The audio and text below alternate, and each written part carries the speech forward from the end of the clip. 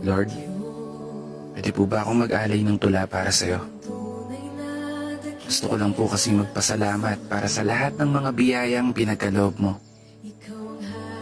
At ganoon na rin ang paghingi ko ng tawad sa lahat ng pagkukulang, sa lahat ng pagkakamali na nagawa ko sa mundo. At higit sa lahat, mga panahong pinagdududahan ko ang mga plano mo. Kasi Lord, hindi ko may tatanggi.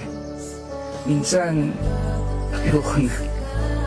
Ang araw na pagod na ako sa lahat ng mga problema kong daladala. Pinipilit ko mong bumangon at imulot ang mata. Sa bawat umaga at ibulong sa sarili na kaya ko pa. Dahilan kung ba't lagi kitang tinatanong na bakit ako pa. Bakit hindi sila? Pero salamat kasi sa lahat ng mga laban ko sa buhay na napagtagumpayan, alam kong kasama kita. Alam ko sa sarili ko na hindi ako nag-iisa. Dahil nandyan ka, para alalayan ako. Kahit pa, minsan, sinusukuan ko na. Yung buhay na niregalo mo. Buhay na dapat iniingatan ko. Kaya maraming salamat, Lord. Hindi na po ako hihiling ng para sa sarili ko. Para sa pamilya ko na lang.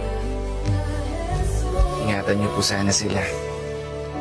Habang abala ako sa pagharap ng mga hamon, magawa kong makulayan ang mga planong maghahatid ng pagbabago sa buhay na nakasanayan ko.